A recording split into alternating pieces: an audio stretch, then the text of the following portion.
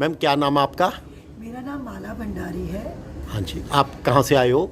हम लोग दिल्ली से आए हैं और दिल्ली में एक संस्था है social and development research and action group, जिसकी मैं संस्थापक हूँ और उस संस्था के जरिए सोशल सेक्टर में पिछले 20 साल से ज़्यादा हो गए काम कर रही हूँ।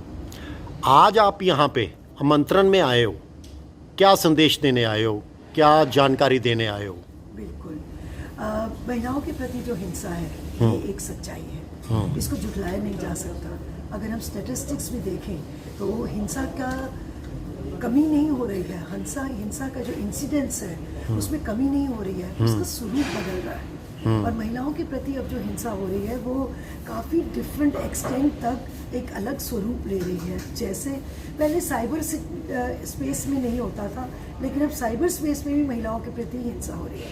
हम यहाँ पर आए हैं वो हम पंजाब राज्य में जगह जगह के जिलों में जाकर ये संदेश दे रहे हैं कि जो रिड्रेसल मैकेनिज्म है, जो वन स्टॉप सेंटर का एक कन्वर्जन मॉडल सरकार द्वारा बनाया गया है, वो किस तरह से सुचारू रूप से काम करे।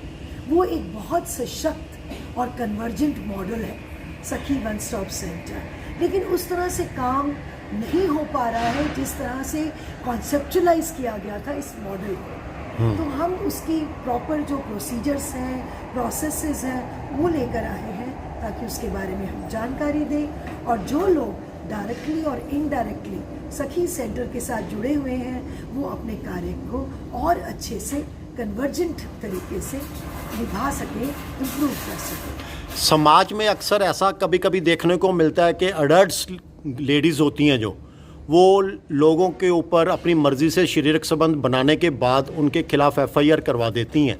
ऐसे लोगों के बारे में आप क्या कहेंगे? देखिए, इसमें मैं जजमेंटल कभी नहीं होंगी। मैं कभी नहीं कहूँगी कि किसी महिला ने मिसयूज़ किया। हाँ, बड़ी बार सुनने को आता है 498 को मिसयूज़ किया। मैं कहती हूँ कितने केसेस हैं ऐसे, आप हमें डेटा बताइए, स्टैटिस्टिक्स बताइए।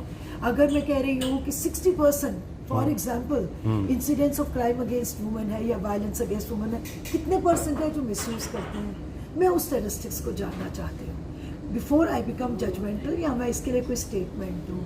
मुझे लगता है कहीं ना कहीं अगर कोई महिला कोई किसी को इम्प्लीकेट करने की कोशिश कर रही है तो इन्वेस्टिगेशन में वो निकल के आ जाता है।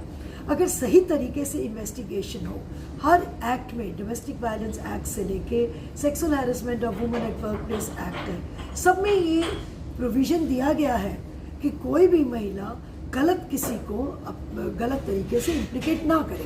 तो वो तो इन्वेस्टिगेशन में आ ही जाएगा। फिर हम जजमेंटल क्यों हो किसी के लिए कि उसने गलत कंप्लेंट दी या सही कंप्लेंट नहीं दी। आज के ज़माने में औरत आदमी के साथ कंधे से कंधा मिलाकर चल रही है हर फील्ड में, और इवन के क्राइम में भी। इसके बारे में आप क्या कहेंगे?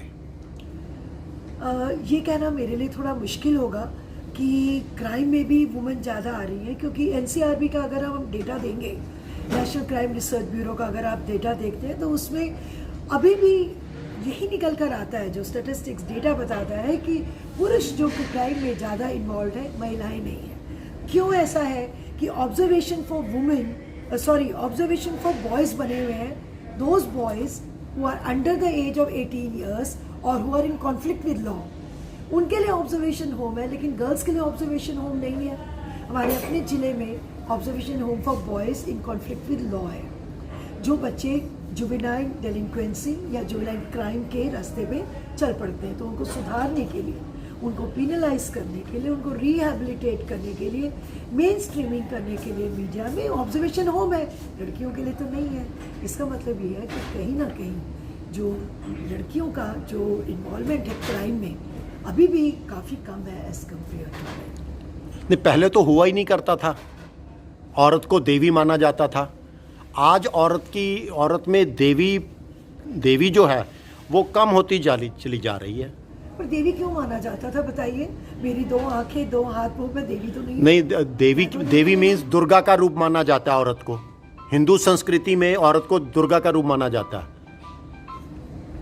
मैं मानती और गुरु नानक देव जी ने भी कहा है, सो क्यों मंदा आखी है जिस जब मेरा जान। ठीक है, नहीं, मुझे नहीं लगता कि पहली तो बात मैं इसमें बिल्कुल डिफर करती हूँ और मेरी ये बात किसी को पसंद नहीं आती। लड़की देवी नहीं है, महिला देवी नहीं है। महिला और पुरुष बराबर है, दोनों के पास पूरी वो चीज़ है जो जिस तरह से उसकी संरचना हुई है। एक के पास मेल रिप्रोडक्टिव ऑर्गन है, एक के पास फीमेल रिप्रोडक्टिव ऑर्गन है, जो हम सुबह से आज बात कर रहे हैं, जिसके बेसिस पे हमने एक माँ का स्वरूप दे दिया, एक देवी का स्वरूप दे दिया।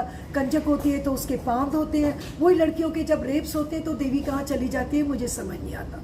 हाँ, जहाँ तक दुर्गा का कॉन्सेप्ट है, दुर्गा का कॉन्सेप्ट ये है कि वुमन है, वुमन अगर चाहे तो अपने जो जिसने उसके साथ क्राइम किया या जिसने उसको अब्यूज़ किया उसको पाठ पढ़ा सकती है, ये बात अलग है। लेकिन लड़की को एक देवी के रूप में पूजना, मैं बिल्कुल उसमें बिलीव नहीं करती, क्योंकि कहीं ना कहीं वो चीज़ जुड़ी हुई है मेंस्ट्रुएशन साइकिल के साथ, प्योरिटी और पॉल्यूशन के साथ। जो बच्ची मेंस्ट्रुएशन साइकिल के नीचे है वो प्योरिटी में आ जाती है, और जिसकी मेंस्ट्रुएशन साइकिल शुरू हो जाती है वो पॉल्यूशन में आ जाती है। बड़े पुराने कॉन्सेप्ट है, ये चले आ रहे, इसलिए मैं ये बात में बिल्कुल मानती नहीं हूँ, और लोग मुझे इस बात के लिए काफ़ी सुनाते भी हैं।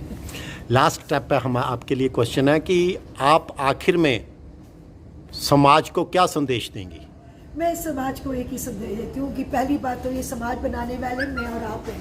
हम ही ने मिलकर समाज बनाया है। समाज कोई बाहर बैठी हुई कोई ऐसी वस्तु नहीं है जिसकी तरफ हम देखते हैं, क्योंकि हम ही ने सब ने, अब हम ये बैठे हैं, हमने सब ने मिलकर समाज बनाया। नंबर 1। नंबर 2, हम ही लोगों ने ये बदलाव लाना है कि महिला पुरुष या किसी भी इंसान में जाति, रेस, कम्युनिटी के, रिलीजन के बेसिस पे डिस्क्रिमिनेशन ना करें, कॉन्स्टिट्यूशन की रिस्पेक्ट करें।